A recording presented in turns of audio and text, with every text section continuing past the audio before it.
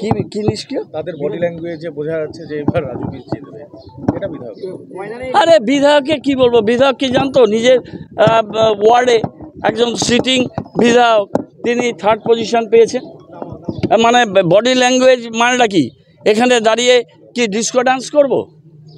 Is is a policy. Shankar পড়াশোনা করেছে, এক শিক্ষক। আমার মনে হয় যে ওর বোধহয় বিজেপিতে গিয়ে নৈতিক পদচ্যুতি ঘটছে, মানসিক একটা কোনো সমস্যার মধ্যে আছে, সেই জন্য এই সমস্ত ইররেলিভেন্ট কথা বলে। ভোট শুরু হয়েছে 7টায়, কটা বুথে ওদের লোক আছে হিসাব করুক আগে। শঙ্কর ঘোষ কী বলছে আমি জানি না, তবে ডাবগ্রাম ফুলবাড়িতে বিধায়িকা যা করেছে তার পুনরাবৃত্তি যদি হয়, ইলেকশন কমিশন আছে, আমাদের কর্মীরা সজাগ আছে, আমরা রেস্টেন্ট থাকবো। কিন্তু ডাবগ্রাম ফুলবাড়িতে আমি রাস্তায় ছিলাম না, শিলিগুড়িতে গৌতম দেবও রাস্তায় থাকে।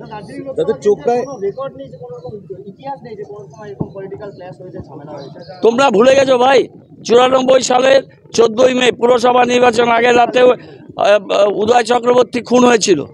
তখন শঙ্করবাবুরা কোন দলে ছিলেন? বড় বড় কথা বলছেন, হাতে ট্যাটু আর গুয়েভারার ছবি বুকে নিয়ে রাতারাতি তার রাজনৈতিক উত্থানের জন্য তিনি ডান থেকে রামে চলে যান।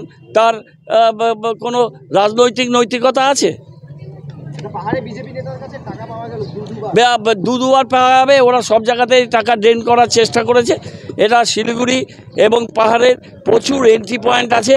নেপালের পশুপতি সীমান্ত আছে, মিরিকের এদিকে ওপেন সীমান্ত আছে, এদিকে পানি ট্যাঙ্কি নেপাল আছে, ওদিকে গলগলিয়া আছে, ওদিকে কিষানগঞ্জ আছে, এদিকে বাংলাদেশের বিস্তীর্ণ এলাকা আছে, বিএসএফ আছে। এই সমস্ত জায়গাগুলো দিয়ে এই বিস্তীর্ণ এলাকা Siliguri is the most vulnerable area, এবং এগুলো করার জন্য বিজেপির লোকেরা, তাদের নেতৃত্ব, তারা চারিদিকে ছড়িয়ে আছে। তারা টাকার সুটকেস দিয়ে মানুষের টাকা লুট করা, টাকা নিয়ে তারা বিভিন্ন জায়গায় বন্টনের চেষ্টা করছে। আমরা মানুষকে বলেছি এটা মানুষের টাকা, মানুষের করের টাকা লুট করা হয়েছে, সেই টাকা কেউ দিতে আসলে টাকা নিয়ে নাও, কিন্তু ভোট ইভিএমে দার্জিলিং লোকসভা কেন্দ্রে 1 নম্বর বাটন টিপে গোপাল লামাকে পাঠিয়ে দাও দিল্লিতে, এবং দিল্লিতে পাঠিয়ে দিয়ে এই যে নৈরাজ্য সৃষ্টিকারী, ভ্রষ্টাচারী এবং অত্যাচারী স্বৈরতান্ত্রিক শাসক, এই শাসকের বিরুদ্ধে গণতন্ত্রের জয় ঘোষণা করুন।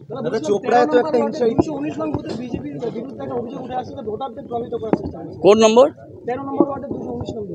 ওটা আমরা দেখে দেবো, ওখানে মানিক আছে, আমার সাথে প্রতিনিয়তই কথা হয়। ভোটারদের প্রভাবিত করার চেষ্টা করছে, ইলেকশন কমিশন নিশ্চয়ই সরে যাবে, আমাদের কন্ট্রোল রুম থেকে নিশ্চয়ই অভিযোগ হচ্ছে। আমি এখন একটু জাস্ট ওষুধ খেয়ে কন্ট্রোল রুমে যাব, এখন থাকবো। এখানে এক একটা ঘটনা হবে, সেখানে আমি পৌঁছাবো। তৃণমূল যখন যেখানে রাজনীতি করে, নিষিদ্ধ গণতান্ত্রিক পরিবেশ এবং উৎসবের মেজাজ হবে। কোনো জায়গায় কেউ হিংসা চাপিয়ে দেওয়া হলো, তৃণমূল কংগ্রেস সেই হিংসার প্ররোচনায় পা দেবে না, এবং নির্বিঘ্নে শান্তিপূর্ণ উপায়। গণতন্ত্র হচ্ছে একটা উৎসব। পুজোয় যখন মানুষ যায়, দুর্গাপূজায় নতুন জামা কাপড় পরে উৎসবের মেজাজে, তখন কি কেউ সেখানে হিংসার কথা ভাবতে পারে? এখানে আসবে, বন্ধুবান্ধবের সঙ্গে দেখা সাক্ষাৎ হবে, আলাপ আলোচনা হবে, কথাবার্তা হবে, যে যার ভোট দেবে। আমার সাথে অনেক ভোটারের দেখা হলো এখানে, তারা হাত দেখালেন। বুথ প্রেমিসেসের ভিতরে বেশি কথা বলা উচিত না। আমি দেখুন নিয়ম মেনে চলা মানুষ, আমি একটা গাড়ি পারমিশন নিয়ে এসেছি, আমি কর্পোরেশনের গাড়ি চড়ছি না। আমার সাথে আরও গাড়ি আছে, সেই কনভয়গুলো আমি ব্যবহার করছি না। বাড়ি থেকে এইটুকুন আমি হেঁটেই আসতাম, ব্যাক পেন আছে প্রচণ্ড, বেল্ট ইউজ করছি। এখনই গিয়ে ফিজিওথেরাপি নেব, ফিজিওথেরাপি নিয়ে আবার রাস্তায় বেরোবো। আজকে যাই হোক, রাস্তায় থাকতে হবে, কন্ট্রোল রুমে থাকতে হবে। ঠিক আছে, এখানে আমরা আমাদের সুরক্ষা ব্যবস্থা করব। অত সব কেন্দ্রীয় বাহিনী, অমুক বাহিনী, কোনো বাহিনীর দরকার নেই। তৃণমূল কংগ্রেস নিজেরাই নিজেদের এবং মানুষের সুরক্ষা দিতে এখানে আমরা যথেষ্ট।